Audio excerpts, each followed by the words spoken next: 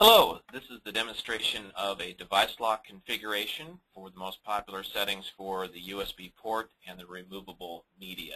I'll also go through some other settings that are pertinent to pop-up messages for the end users and other features of the product using the DeviceLock Enterprise Manager console. These settings can also be done in a group policy management console if using Active Directory group policy to manage your endpoints. An alternative console to the DeviceLock Group Policy MMC Snap-in is the DeviceLock Enterprise Manager. This could be used in any environment and is typically used when evaluating the software because it could be done in any environment, whether it's LDAP, work group of IP connected computers, or in Active Directory. The first thing we'll do is use our computers drop-down to see which computers are in our network. We'll select our computer, and the first thing we will do after we've already installed the service on the endpoints is we're going to go ahead and go to the Set Service Settings, which allows you to create a template of permissions.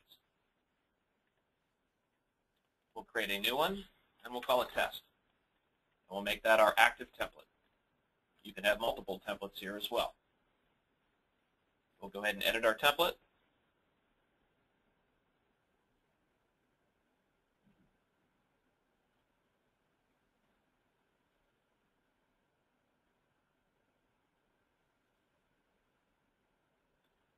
And that will bring up the same view you would see whether or not you're in a group policy management or group policy object, or within the group policy management console, or within any DeviceLock console.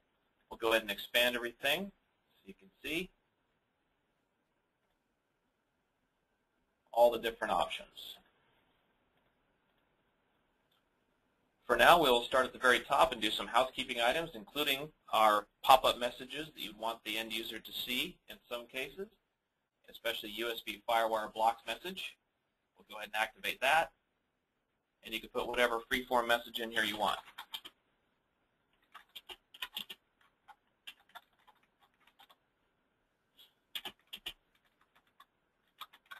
This allows you to put in even instructions for how to use the temporary whitelist control that would be in the control panel if you wanted them to be able to request access to a temporary device.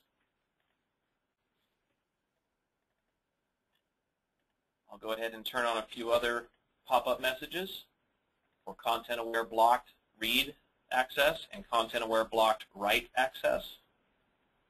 Whenever a protocol or something from network lock is blocked,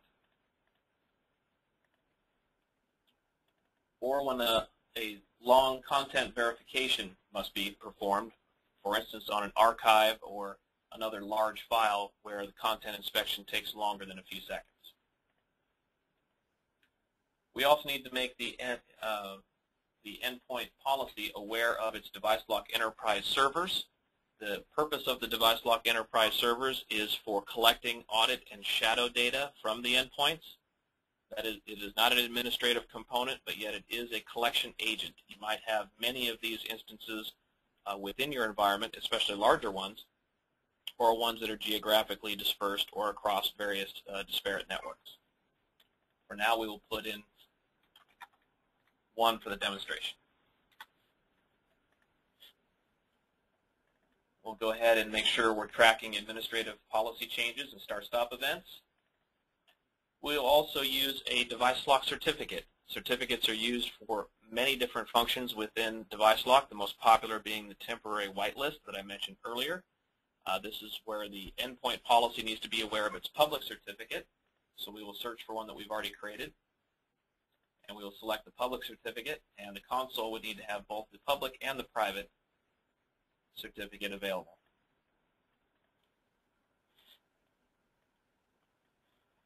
You can also mandate use of group policy and override local policy, so you wouldn't normally use the Enterprise Manager console if those were turned on, so we'll skip those for now.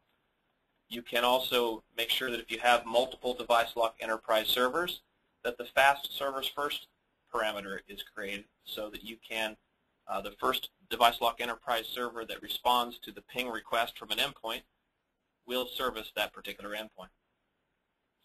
DeviceLock also recognizes quality of service controls so that the collection of audit and shadow data can be a higher priority than regular traffic, regular priority, medium priority, along with regular traffic, or even a lower priority. So it will, if there are bandwidth issues at the moment or spikes in bandwidth, then the DeviceLock Enterprise Server collection will occur behind those priority items that you already have in quality of service control. You have the option of showing the tray icon of DeviceLock. You also have the ability to do content inspection on archives, but that is a special setting, so you can turn those on. We'll skip those today. DeviceLock also has the ability to understand if the machine is online or offline. And online equates to the regular profile policy that you'll see later, and then offline corresponds to the offline policy. So the different sensing mechanisms are the following: wired connectivity, which means that if the machine is wired versus unwired, then that would mean unwired would be the choice for offline. Most environments are now using Wi-Fi legitimately inside their networks, so that wouldn't necessarily be the case for all customers. Domain connectivity is another way of sensing. So if the machine is using cached credentials, it would assume that it's offline. And if it's not a domain environment, then you can also use server connectivity, and this server is with respect to our DeviceLock Enterprise Server connectivity. So if it cannot reach the enterprise server that's defined in the policy, or any of the ones that are defined in the policy, then it will assume that the machine is offline.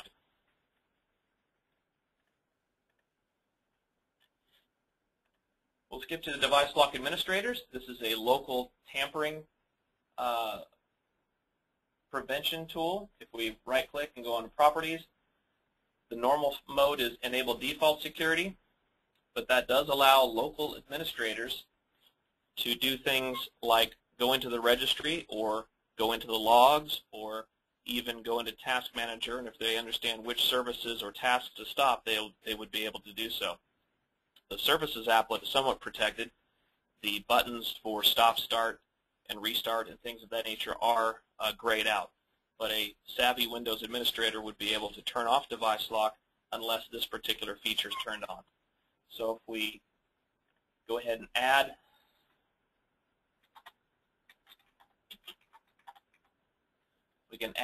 domain admins, for instance, or another built-in group, or even other individual users or groups, and then you can assign them particular levels of access within the console. Full access is as described. You have full access to everything. Change access is the ability to change anything in the console except for this control. And read-only would be best assigned to groups like the help desk or forensic auditors who only need to review what the policy is or look at the reporting or look at what the policy settings might be, rather than being able to change anything. The only way to, once this is in place, it also locks down all of the components of DeviceLock on the endpoint. So the program is no longer in add remove programs, the logs are no longer available, the registry around the product is locked out, the tasks are no longer stoppable by a local admin, and the service is further protected, as well as all the files surrounding DeviceLock. The only way to get around this once this is in place is to be all of the following: a local administrator, a DeviceLock administrator, and have access to a console locally. Otherwise, there is no possible way to tamper with DeviceLock locally with this setting in place. The only reason you would not want to have this setting in place is, number one, if no one is a local administrator of their machines, typically laptops, then you wouldn't have to worry about that if you trust your normal domain admins or local admins to not turn off the product. The other reason, the other caveat to using this is that if you want to legitimately remove the product or upgrade the product in place, you would need to enable default security again to enable that to occur. Otherwise, it is protecting itself from removal. So we'll go ahead and leave it at default security for now. We'll do a few more housekeeping items on the auditing and shadowing. We'll go ahead and define what the local storage directory would be when items are shadowed locally. and that always occurs first. All events and shadowed files occur locally first before they're collected by the enterprise server if one is configured. You also have some ability to enforce quota commands on those endpoints of how much data they can actually accumulate before that's being cleared off by a DeviceLock enterprise server. You can make sure it's getting zero-length files, which sometimes occur for temporary files or other files that antivirus might generate. You also have to make sure that the audit log type is selected that you want DeviceLock enterprise server to collect. And so we're going to, in this case, check event and DeviceLock logs. You also have the ability to adjust the log settings for the DeviceLock logs on the endpoint, and you also have the ability to turn on the transfer ability for shadow data to move to the enterprise server. We'll move on to the AntiKeylogger settings. This is fairly unique to DeviceLock. It has the ability to obfuscate or scramble any information that might be generated from a keyboard through a PS2 keyboard keylogger. And so anything that the keylogger might collect would be absolute garbage and would not be readable in any way, shape, or form. We certainly would want to notify the user through a local pop-up to let them physically inspect their machine and see if there is a hardware device plugged in. We also certainly want to log the event so that that log can be picked up by the enterprise server as well. We have two other settings to further secure the computer. You can, if DeviceLock senses that there is a keylogger in place, then you can automatically block that keyboard. So we can turn that on. And in extreme cases where you're worried about external keyloggers posing as USB hubs, which are normally a pass-through device, that's how the bad guys tend to operate. They tend to pose as innocuous devices while they're gathering data. Then you can also turn on this particular setting that will treat any external USB hub as a keylogger. In this case, obviously, you would want to know exactly what kind of hardware you have, because this would block any external USB hub, even if it's legitimately used. Moving on to encryption. DeviceLock does not proactively encrypt any data. This particular feature is one of the two ways that DeviceLock can enforce use of encryption. And the first way is through whitelisting pre-encrypted hardware devices, things like iron keys or Blockmaster safe sticks or Lockit drives, other FIPS-certified drives that cannot have the encryption removed from the hardware. By enforcing use of those to the exclusion of all other media through the whitelisting capabilities of DeviceLock, you would be able to enforce use of encryption. The second way is through our encryption features here. We integrate with these various third-party products, including Windows 7 BitLocker to Go, very popular open source product called TrueCrypt, and several other commercial products like PGP and DriveCrypt and Safeguard. What this allows you to do for removable media is make sure that a generic partition has mitigated access or no access, and that any encrypted partition that's sensed from one of these technologies, you would be able to grant expanded permissions. For instance, you might give generic partitions on any removable media read-only or no access unless they're encrypted with one of these technologies, and then you'd be able to give write access or even just read access, whatever you desire. And again, this enforces use of encryption because any other generic partition that would be plugged in would be mitigated by the rights you've provided in the removable control. Now we'll go ahead and go down into the actual permissions that we're going to do for USB and removable. DeviceLock is a very layered security product, and in such that it has controls at several different layers, including the device class layer, device port layer, the device type layer, and when you get into whitelisting, it allows you to secure at both the model number and also at the unique device number. So first of all, we're going to go generic to specific, and we're going to go to security settings where several Windows device classes are listed. First thing we're going to do is make sure that all single function USB, HID, or human interface device, mice, keyboards, etc., are allowed to be used and are exempt from the policy.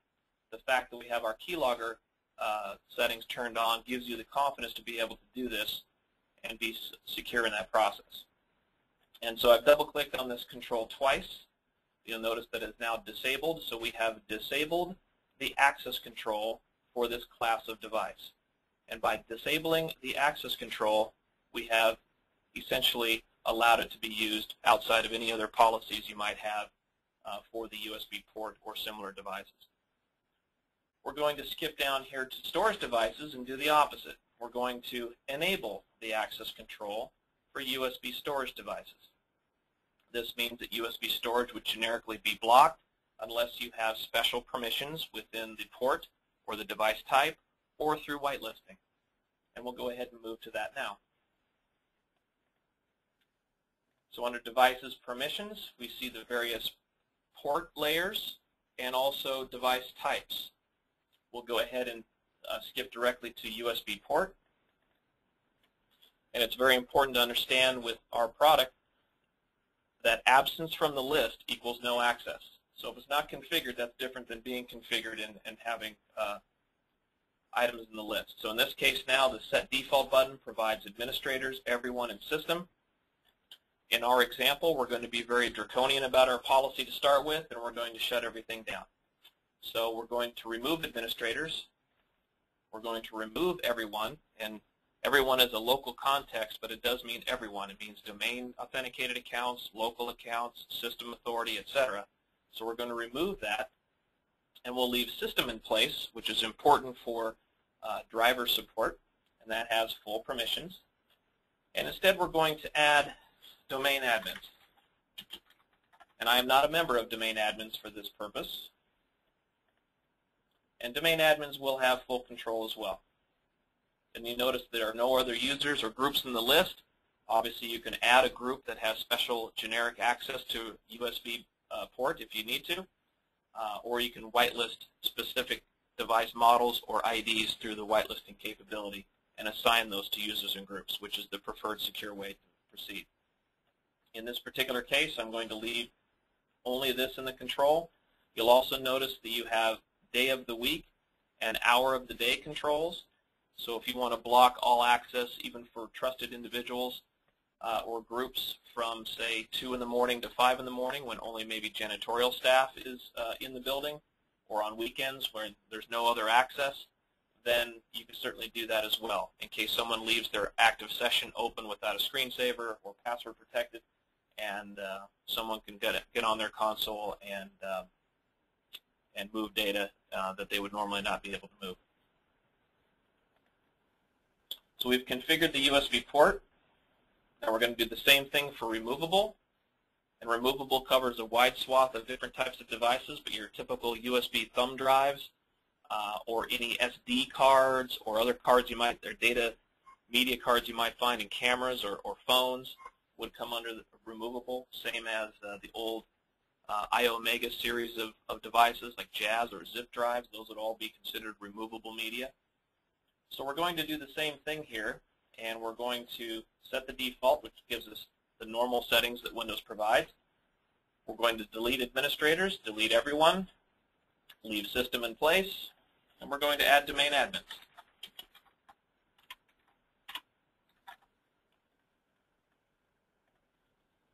Okay, and here's where you see where our generic versus encrypted partition management comes from.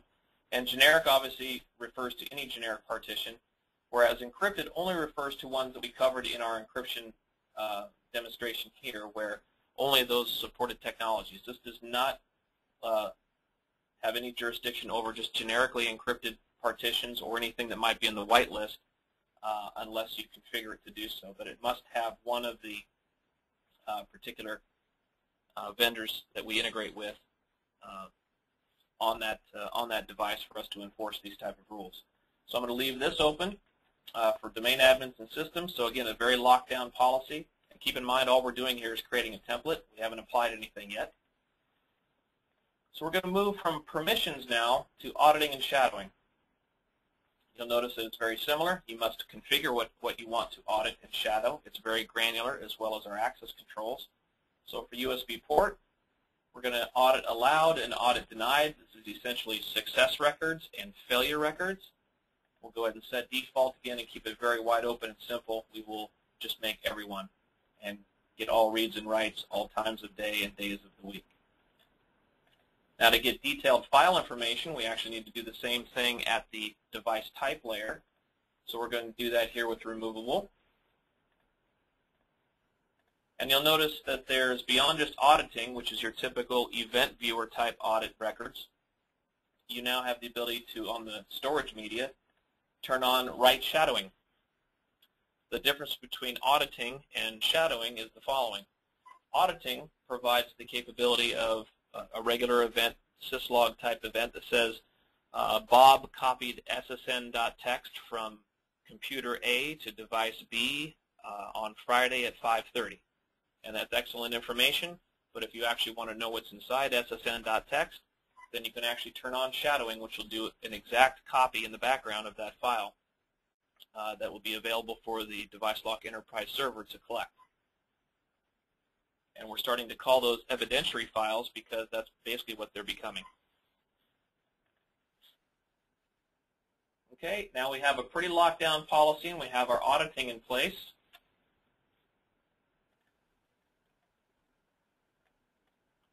So I'm going to go ahead and close my template.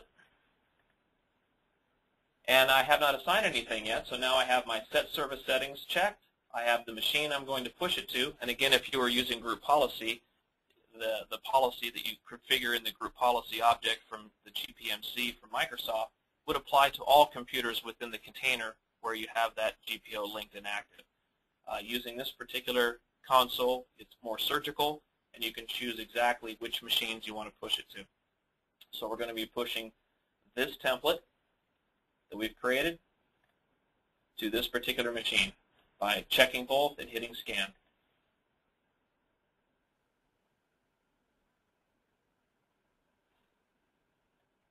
That was successful. We'll close that. We can verify what permissions we've moved there by running the report permission auditing against that same endpoint. So we'll do that now. Now we see the permissions here. Everything else is wide open except for removable, only system and domain admins. Same with USB port. We see that our certificate's in place. We see our other items, our auditing and shadowing is in place. And that's all we've configured so far. So that looks good.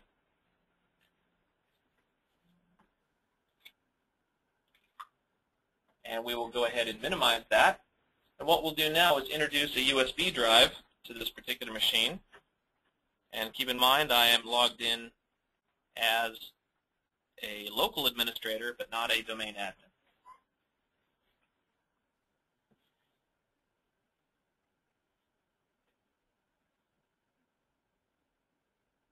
And now you should see two different errors. You see the one from Windows Explorer because we do mount the drive and give it a drive letter, but then we check the availability or the permissions for that particular logged on user session if they have access, and that was denied, and so Windows Explorer will give you a message. You also have the custom message that we defined earlier where you can notify the user of perhaps why it was blocked or alternatives to the device that they tried to use. Or, again, the ability to use the temporary whitelist capabilities, which you can, it's an applet inside the control panel where they can request use of a temporary device, and that would still have to be approved by a DeviceLock administrator. So we see that it's blocked. That might be too harsh of a policy for this particular individual user.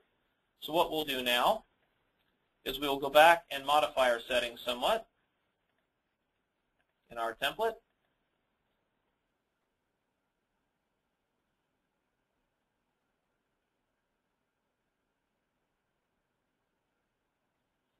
And this time we will give my particular account read-only permissions. So we do that at both layers, typically. I'm going to add my individual account. Of course, this is better performed if it's a group membership. So it's easier to add that user to the group in the Active Directory tools, and then that group would have access accordingly. But this particular this particular user account now, we'll take write and format away, so it only has read and eject. Meanwhile, domain admins and systems still have full control. We'll apply. We'll do the same thing at removable.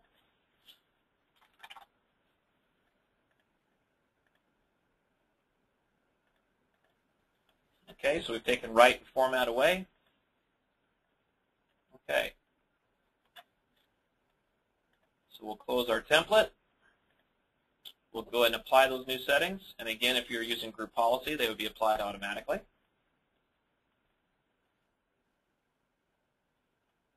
Those were successful.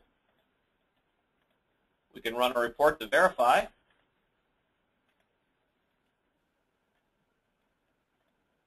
And if we go down, we'll see now the color has changed because we've explicitly given read-only access to this particular user over removable and USB port. So that's what we expected. That's good.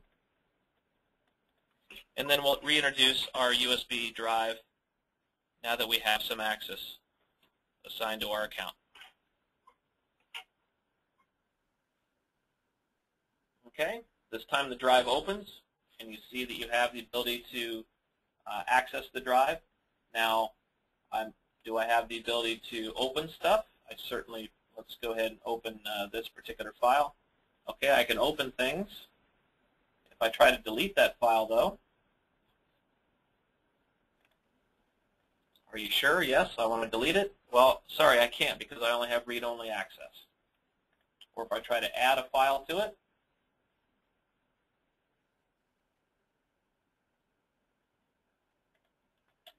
okay, sorry, access is denied. And the same thing would happen if I try to rename a file or if I try to create a folder. I have read-only access. And that's all good because I can open my spreadsheet or my PowerPoint, my spreadsheet, or my documents, which is fine. But here's the problem. I have an executable here. Perhaps this is a piece of malware or certainly probably a piece of software that the administrator does not want you installing on your machine, or it could be a rootkit or any other number of issues that could be presented by installing something from removable media that they could have easily picked up off the street or brought from home with all kinds of issues on it. So if I run this, you'll see that I do have access to run an executable. So maybe we're not done in our policy.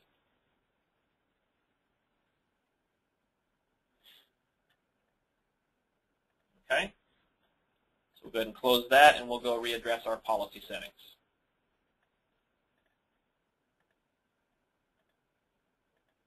This will bring us into our ContentAware Rules, where we have the ability to do file type controls. And that's actually in the core module as the only ContentAware rule available in the core module, as it predated our content lock capabilities. So if we go down to ContentAware Rules, right-click, and Manage. As I'm licensed for all Network Lock, Content Lock, and Device Lock, you will see all of the various content lock capabilities, including the ability to use file type detection, which is part of the core module. You'll also have the ability to filter content by keyword lists, by regular expression patterns, by document properties, and you can also combine rules together by Boolean operators like and, or, between, not, etc. into a complex rule. And this combined with contextual rules from the device lock or network lock side allow you to have a very granular and contingent policy that you control very discreetly. In this case, we're going to go ahead and scroll down to a very popular rule called executables. And so we can view that group, and even though you see only a certain number of files in here and file types, this isn't really the point of this. This allows you to take any file that's considered an executable. So you'll notice that DLLs are not listed here, only executables, COM, and some other Macintosh file types and a few other types. Well, it doesn't matter what the file is named or what the file type is. We look into the binary of the file. So if someone renames malware.exe to this is an OK document.txt, we're still going to see that it's an executable. Okay? So you can, if you wanted to expand the types of files in that list, you can always duplicate this particular template and add to it or remove from it if you think it's too restrictive, and create your own template that you'd be able to assign. For now, we're going to go ahead and use the default one, And first need to add the user or group we're going to apply this to. Again, it's good old David M. And now we're going to add the permission. And actually, we could either apply it to permissions or contingent for shadowing. So if you wanted to shadow any executable that someone tries to access or run, you could do that as well. In this case, we're going to apply it only to permissions. And for now, let's use it only for removable. And let's go ahead and deny every bit of access in any possible scenario to a removable or to an executable on removable media.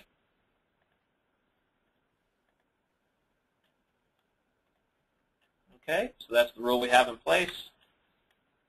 We'll close our template. We will scan to assign.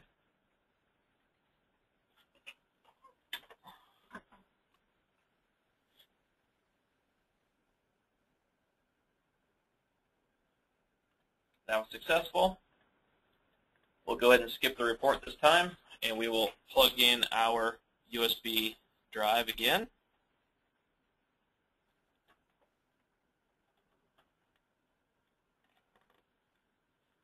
Because we have a content rule on, we need to scan what's going on.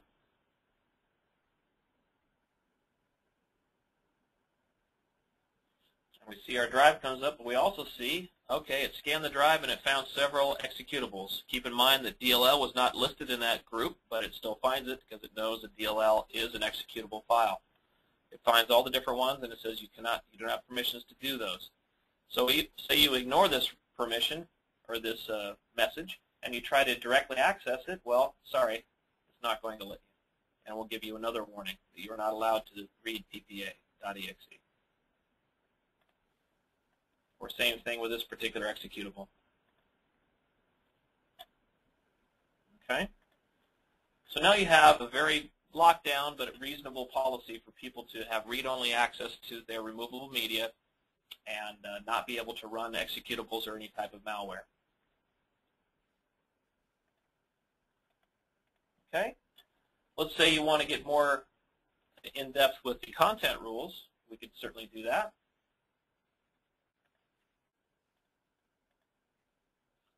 And I'm going to open up some access, so I do have permission to copy some files over.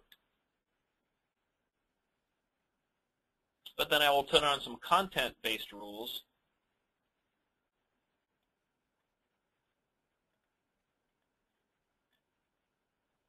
And the scenario we'll have here is a Social Security number scenario.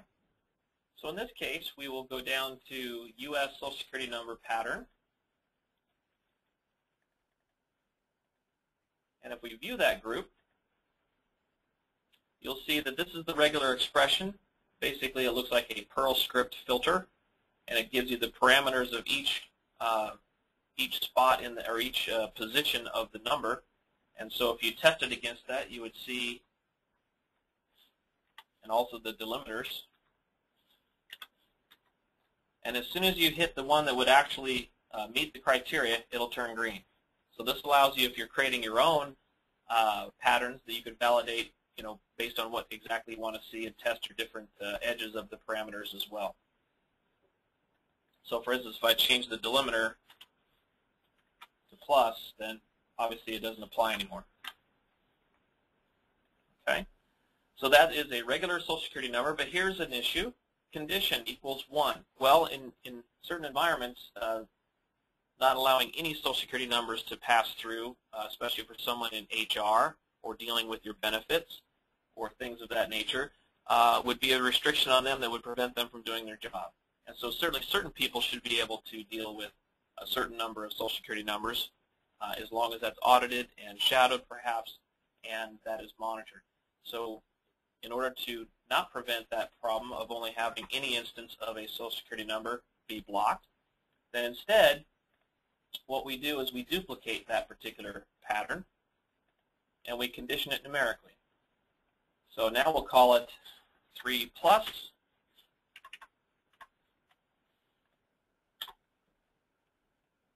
And same thing with the description. We'll leave our pattern alone because we like the pattern. Validation is fine. And now we'll say greater than or equal to 3. So this allows you to have any document would have 2 Social Security numbers in it. Maybe that's a mortgage application someone's doing at work where they'd have their Social Security number and their spouse's Social Security number in that document. Do you really want to block that, or do you just want to maybe monitor that and watch for it but let it go through? Certainly anything over 3 means that it could be some type of identity theft or a problem with data leakage as far as Social Security numbers go.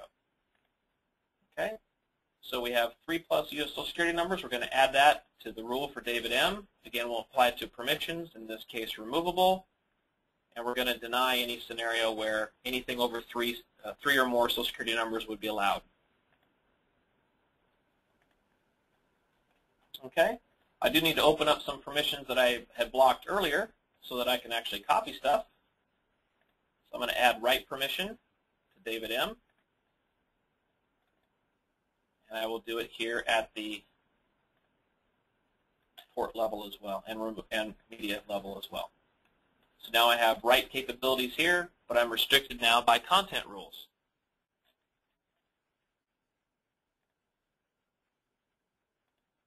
Okay, we're going to apply our template. That was successful. If we run a quick report, we'll see all of the new changes we've made.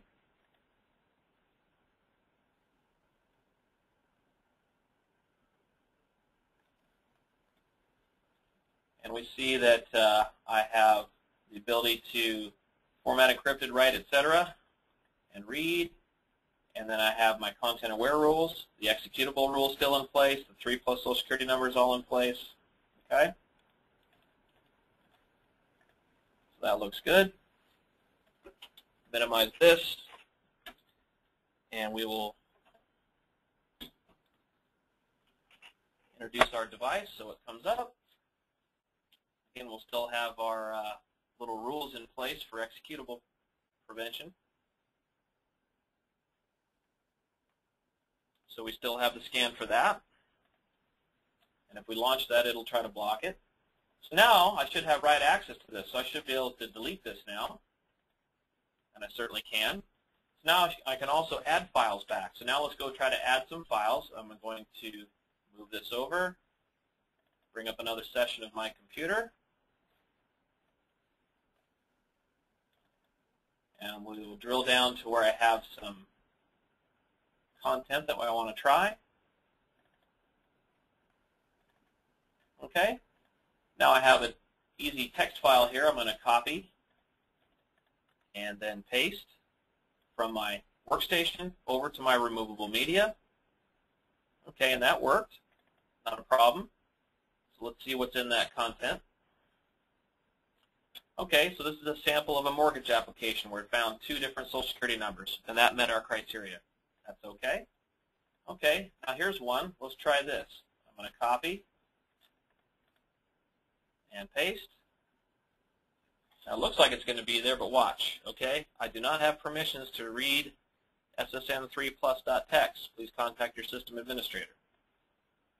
Okay, and once you clear these, then it will go away. Now if we go back and look at SSN3.txt, you'll see this could have been an identity theft issue. We have 3 or more Social Security numbers here that met that pattern criteria, and it blocked it. So again, numerically conditioned, tied to the user or group. It's very granular. You have a combination of content and contextual controls that are second to none.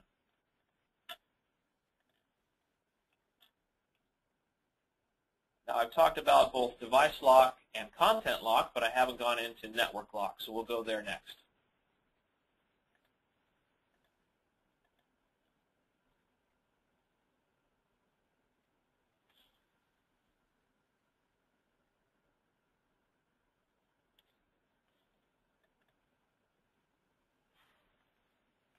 Everything involved with network lock is under the protocols area. So again, we'll go into permissions here, and you'll see we have several raw protocols we manage, FTP, HTTP, SMTP, and all the SSL versions of those 3. We'll be adding more later as well, including MAPI and SMB and others. We also have several application layer items that we can manage that are abstracted away from the protocol, things like AOL Messenger, other instant messengers like Windows and Yahoo, We also abstract social networks as websites different than raw HTTP, so you can treat those differently. For instance, if you only wanted the 3 people in your PR or marketing department to be able to post to Twitter or to Facebook on behalf of the company from a managed machine, then you can do that, and to the exclusion of all other people being able to do that from their workstation. I can quickly show how that looks, but I won't configure this control. But I want to show you the current list that we provide. So again, your popular US-based Facebook, Google+, MySpace, Twitter, and several ones from Europe as well. And we're constantly adding to this list. Very similar to social networks, we also do the same thing with webmail and abstract certain popular free or webmail-based products away from the SMTP control. So if I go into here,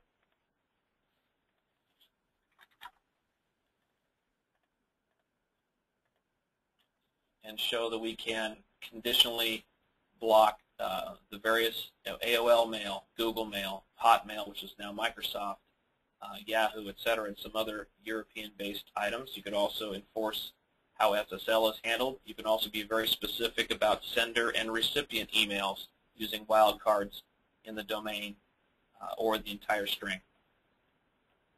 So you can be very specific about who can do what with webmail services. And again, we're adding to these all the time. For the actual demonstration, I'll go ahead and do something very simple with Network Lock and block my access to a couple instant messengers. So I'm just going to remove everyone from here. Again, absence from the list equals no access. And so I'll be warned that everyone that's been removed from the list will have no access. You have denied access to everyone. Yes. No one will be able to access. Do you wish to continue? Yes. Same thing with Yahoo Messenger.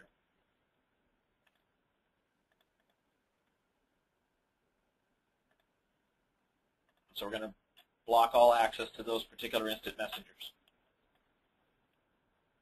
Okay, we're done with our temp. We're going to assign those permissions.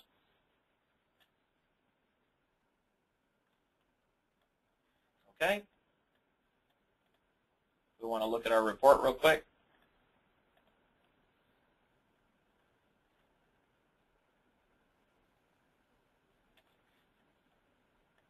And you can see under protocols that now it's all in red. Windows Messenger, Yahoo Messenger blocked. Okay. All right, now if we try to launch those applications,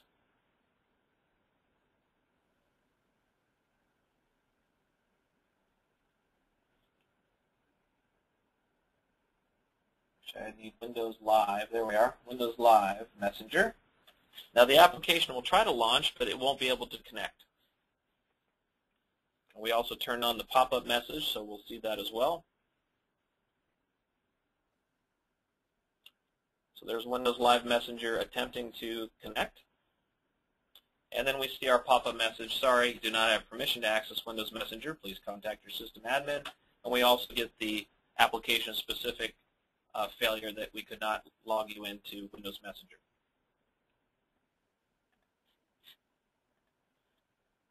And if we try the same thing with Yahoo,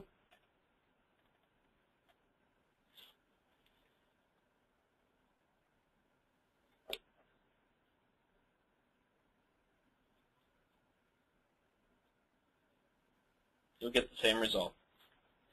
Now again, these are much more granular than just blocking. You can certainly allow based on user or group. You can do other conditional controls.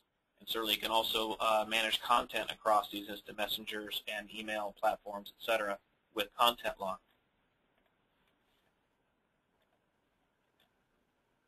Okay.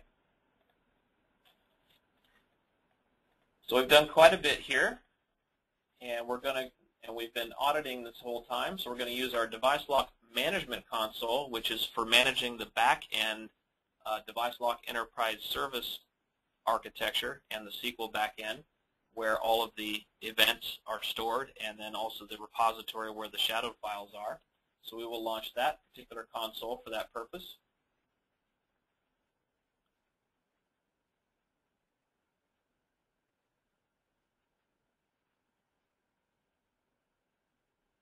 and we'll get to see our auditing and shadowing we've been doing. So again, we look at our enterprise server, we look at the Audit Log Viewer, and this gives you every bit of what we've been doing here. And if I actually sort by, there we go. So now it's sorted by date and time, and we see everything. I think I might have a filter in place here. I do not. Okay, excellent. So now we have all of the items we've been working on, my successes and failures on the various items we've been playing with, the USB port, Yahoo Messenger, etc. We see the failure events. We see the fully qualified machine name, the date and timestamp, the source of the event, the action that was that was attempted. We have the, in fact, we need to refresh this. Okay, and then if we scroll over, we will see the fully qualified username that attempted it, and we also see the timestamp of when it was collected. Now, if we want to, we can sort by any of these items or any of these columns. So it acts very much like a spreadsheet. We also see the actual file, as you see here, and the actual devices being used. The VID and PID of the device represent the model number, and this number here represents the device ID, or the serial number, as it's commonly referred to. We can also sort this information by any of this data in any of these columns, and I have a prepared filter here, that PPA executable, and also there's other PPA files. Maybe that was a malware file that's in my environment.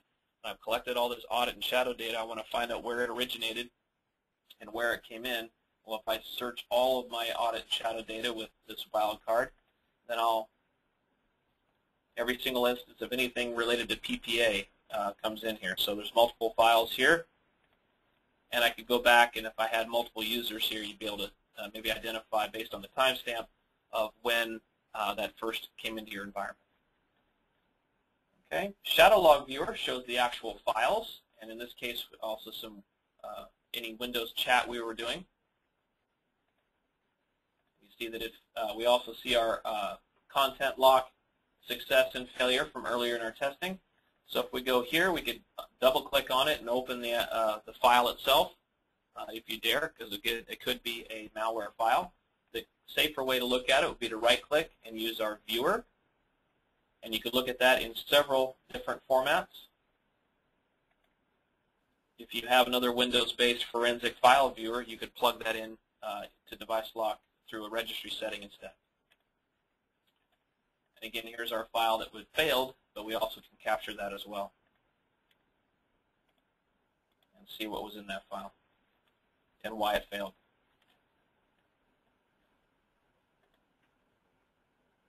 Okay.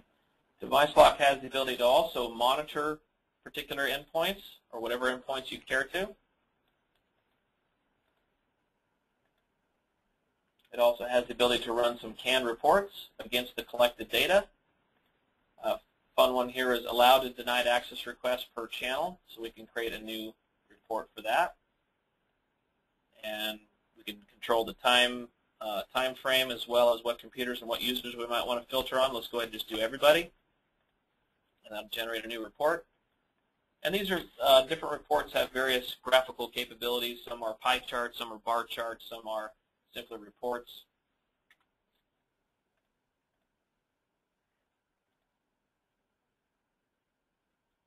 And it's all, again, based on only the data that's been collected by the enterprise server.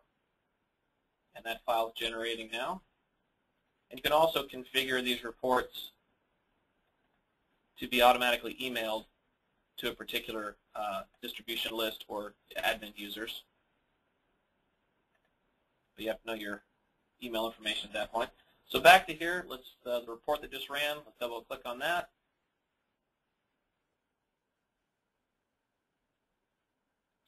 And we'll make that a bit bigger here. So that gives you some capability of saying, okay, allowed to denied access, allowed being green, denied being red, and based on which channel, removable USB port, Windows Messenger, Yahoo Messenger, etc., and how many times those have been allowed or denied while auditing has been turned on. And those give very good visuals to the kind of data that DeviceLock collects. And again, these could be in HTML, PDF, or RTF format. Same with the shadow log, very similar reports you could run from there. We also have, as an extra module that is a modest cost on top of the product, it's called the DeviceLock Content Security Server, or Search Server. And we have the ability to look through all of the collected data again. It's all indexed. That includes not only the events that are indexed and all the data within them, but also the collected shadow files. So they're looked into, and all of the content from the collected shadow files are also able to be looked at through this mechanism. So say we want to just look at everything SSN star as a wildcard search. This will give me all success and failure records that had anything to do with a string text of SSN. And you can see the various ones that failed and were successful. This allows you to check against your content rules. So for instance, if you had a lot of documents that said Susie and confidential that were going out successfully before you changed the content rule, the next time you run that report, you should see failures for that combination, if that's the rule you put in place. And then you should see the next time you run the report a decline of even any attempts to move those files out with that criteria, because the end users have now learned that they are not allowed to send that data out. And you now have an enforcement tool in Device Lock, Content Lock, and Network Lock that will prevent it.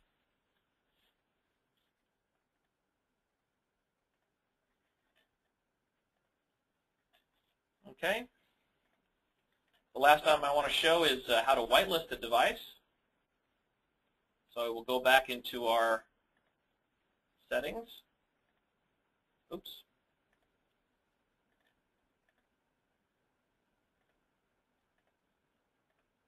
Well, I want to use our current profile.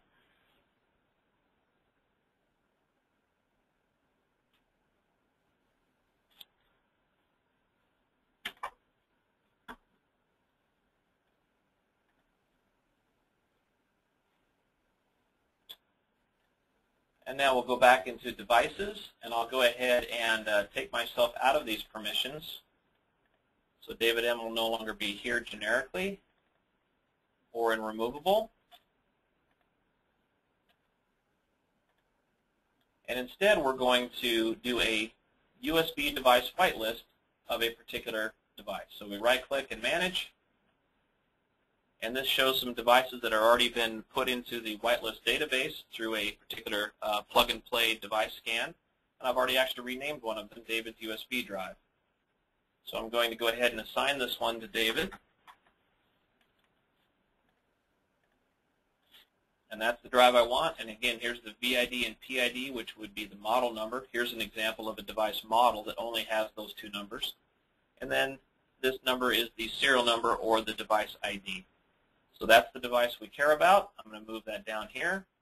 In this case, I'm going to make it a wide open device that won't be subject to any of the rules. I want it to be just like when DeviceLock was never installed for this particular combination of user and unique device. And I'm going to uncheck Control as Type. By unchecking Control as Type, I take away all device type layer restrictions, things like the content rules if I want, or read-only, etc. If I want those reinstituted, then I go ahead and turn Control as Type back on. And then I have to have that particular user or group member in removable in this case. And then I can enforce those other rules. In this case, I'm going to make it wide open for David M to use this particular device.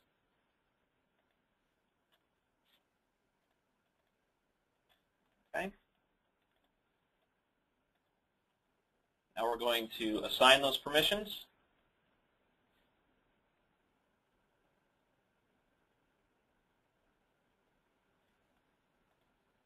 That was successful. Okay. We're going to plug our device back in.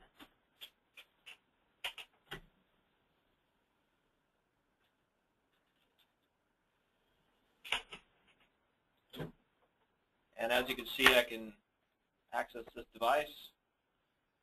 I have full write access to it now. Again, I made that wide open on purpose. But now if I unplug this device and put in a device exactly like it, same make and model, but not that same unique device, I'm going to get it's blocked. Okay.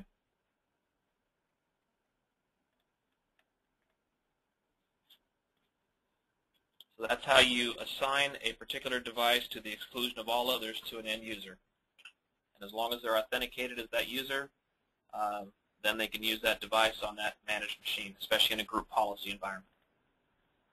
Okay, well that concludes the demonstration. If you have any questions, please feel free to email us at us.sales@devicelock.com. Thank you.